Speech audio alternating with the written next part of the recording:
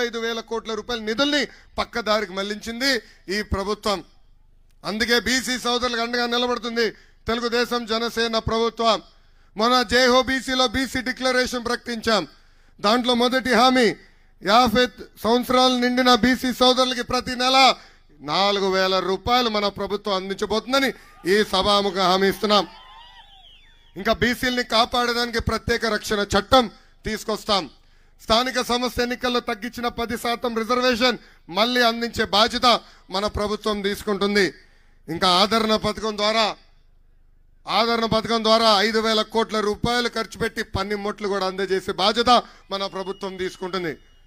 ఇంకా స్వయం ఉపాధి ద్వారా ఉపాధి కల్పించడానికి 5 సంవత్సరాల్లో 10,000 కోట్ల రూపాయలు మన ప్రభుత్వం ఖర్చు పెడుతుందని ఈ సభాముఖంగా బీసీ సోదరులకి నేను హామీ ఇస్తున్నా. ఇంకా చంద్రన్న బీమా 10 లక్షలు చేస్తాం. బీసీ సోదరుల ఇంట్లో పెళ్లి జరిగితే పెళ్లి కానుక కింద కూడా 1,00,000 రూపాయలు మన ప్రభుత్వం ఇవ్వబోతుంది. దశాబ్దాలుగా బీసీ సోదరులు ఒక ఇబ్బంది ఎదుర్కొంటున్నారు. పాదయాత్రలో చాలా మంది నన్ను వచ్చి కలిసి ఇదొకటి నన్ను కోరారు. 6 నెలలకు ఒకసారి బీసీ సర్టిఫికేట్ మేము రెన్యూ చేసుకోవాలి, అధికారుల చుట్టూ మేము తిరగాలి, ఇది పోవాలి అని కోరారు. బీసీ సోదరులకి ఈ సభాముఖంగా హామీ ఇస్తున్నా, పర్మనెంట్ కాస్ట్ సర్టిఫికేట్ కూడా అందజేసే బాధ్యత మన ప్రభుత్వం తీసుకుంటుంది. ఇంకా పెండింగ్ లో ఉన్న బీసీ భవనాలన్నీ కూడా పూర్తి చేస్తామని ఈ సభాముఖంగా బీసీ సోదరులకి నేను హామీ ఇస్తున్నా. అనంతపూర్ జిల్లా అంటే మా కుటుంబానికి చాలా ప్రేమ. నేను ఎప్పుడు అనంతపూర్ జిల్లాకు వస్తే సొంత ఇంటికి వచ్చిన భావం నాకు కలుగుతుంది. దానికి కారణం ఇక్కడున్న ప్రజలు చూపించే ప్రేమ, అభిమానం. అసలు మీకు చేతులు ఇవ్వాలంటే నాకు భయం వేస్తుంది స్వామి. గీరేస్తే పరాలా కొరుకుతారు. పాదయాత్రలు ఇదే ఊరవకొండలో నా చేని కొరికారు. అంత ప్రేమ అభిమానం మీరు చూపిస్తారు. ఆనాడు అన్న ఎన్టీఆర్ని గెలిపించి శాసనసభకి కాదు ఆంధ్ర రాష్ట్రానికి ముఖ్యమంత్రి చేసిన ఘనత ఈ అనంతపూర్ జిల్లా. అంత ప్రేమ అభిమానం మా కుటుంబానికి చూపించారు. ఇంకొక మామయ్య నందమూరి హరికృష్ణ గారిని కూడా గెలిపించింది అనంతపూర్ జిల్లా. ఇంకొక మామయ్య మీ అందరి బాలయ్య, నా ఒక్కడికే ముద్దల మావయ్య బాలయ్య బాబు గారిని కూడా 2 సార్లు గెలిపించి శాసనసభకు పంపించింది ఈ అనంతపూర్ జిల్లా. అందుకే డబుల్ ప్రేమతో అనంతపూర్ జిల్లాని 5 సంవత్సరాలు మనం అభివృద్ధి చేశాం. కరువున్న అనంతపూర్ జిల్లాలో కార్లు పండే విధంగా చేసిన వ్యక్తి చంద్రబాబు నాయుడు గారు. ఒక కియా అనుబంధ సంస్థల ద్వారా 50,000 మందికి ఉద్యోగాలు కల్పించాం. 130,000 మంది రైతులకి 90% సబ్సిడీ ద్వారా డ్రిప్పులు కూడా అందజేసింది మన ప్రభుత్వం. ఇట్లా చెప్పుకుంటా పోతే ఒక్క సంవత్సరంలో ఇన్పుట్ సబ్సిడీ ద్వారా 2,000 కోట్ల రూపాయలు నేరుగా రైతుల అకౌంట్లో జమ చేసిన ప్రభుత్వం తెలుగుదేశం ప్రభుత్వం. ఆనాడు అకాల వర్షాల వల్ల రైతులు నష్టపోతుంటే ఏకంగా ట్యాంకర్లు తీసుకొచ్చి మన చీనీ చెట్లు కూడా కాపాడిన వ్యక్తి మన నాయకుడు చంద్రబాబు నాయుడు గారు. రోడ్లు కానీ బ్రిడ్జిలు కానీ ఎక్కడ చూసినా మన పనులే కనపడతాయి. ఈ సభాముఖంగా అనంతపూర్ ప్రజలు ఒక విషయం ఆలోచించాల. ప్రిజనరీ జగన్కి విజనరీ చంద్రబాబు గారికి మధ్య ఉన్న తేడా. చంద్రబాబు నాయుడు గారు ముఖ్యమంత్రిగా ఉన్నప్పుడు కేవలం 600 ఎకరాలు భూసేకరణ చేసి ఒక కియా తీసుకొచ్చాం. ఈరోజు ఆ కియా వల్ల 50,000 మందికి ఉద్యోగాలు ఉపాధి ఈరోజు ఉన్నాయి. అదేవిధంగా ఈ ప్రిజనరీ జగన్ వాళ్ళ తండ్రి ముఖ్యమంత్రిగా ఉన్నప్పుడు ఏకంగా లేపాక్షి నాలెడ్జ్ హబ్ పేరుతో 8,844 ఎకరాలు భూసేకరణ చేశారు. ఇంకో పక్కన సైన్స్ సిటీ పేరుతో 8,000 ఎకరాలు భూసేకరణ చేశారు. అంటే దాదాపు 17,000 ఎకరాలు భూసేకరణ చేశారు. ఇక్కడున్న ప్రజలు అడుగుతున్నా, ఒక్క పరిశ్రమ వచ్చిందా? ఒక కంపెనీ వచ్చిందా? ఒక్కరికైనా ఉద్యోగాలు కల్పించారా?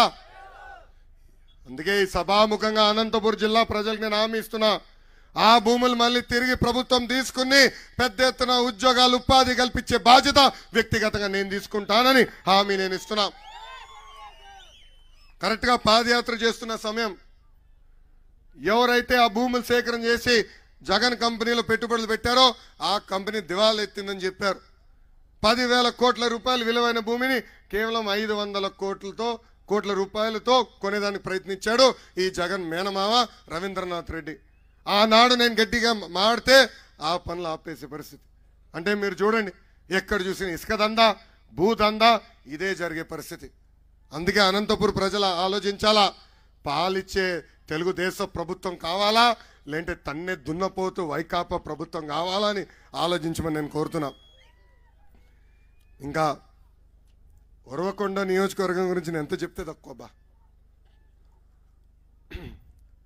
మన కేశవ్ అన్న 3 తరాలకి వారధిగా పనిచేసిన వ్యక్తి. విశ్వవిఖ్యాత నట సార్వభౌమ స్వర్గశ్రీ నందమూరి తారక రామారావు గారి దగ్గర ట్రైనింగ్ పొందిన వ్యక్తి కేశవ్ అన్న. మన విజనరీ నాయకుడు బాబు గారి నాయకత్వంతో పనిచేసిన వ్యక్తి కేశవ్ అన్న. ఈరోజు ఒక యువ నాయకుడిగా నేను అనేక పనులు చేయాలంటే ఒక అన్నగా నా వెనకాల నిలబడి నాతో పరిగెత్తే వ్యక్తి కేశవ్ అన్న. నాతో పరిగెడుతున్నారు, నా వెనకాల పరిగెడుతున్నారు నాకు లీట్లో. కేశవ్ అన్న నాయకత్వంలోనే నియోజకవర్గం అద్భుతంగా అభివృద్ధి చెందింది.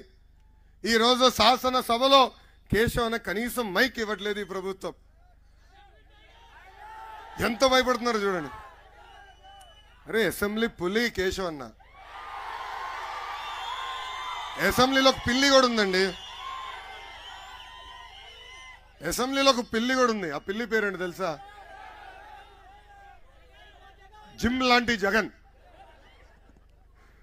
అది ఈరోజు ఆంధ్ర రాష్ట్ర పరిస్థితి. మన ప్రభుత్వం ఉన్న 5 సంవత్సరాల్లో ఎప్పుడు లేని విధంగా ఉరవకొండ నియోజకవర్గ అభివృద్ధి చేసింది కేశవ్ అన్న.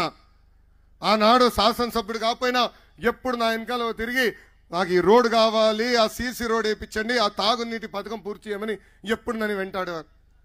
నేను శాసనసభలో మంత్రిగా ఉన్నప్పుడు బయటికి వచ్చి కనీసం టాయిలెట్కి వెళ్ళని రెడీగా ఉన్నాడు ఆయన కాగితాలు పట్టుకుని.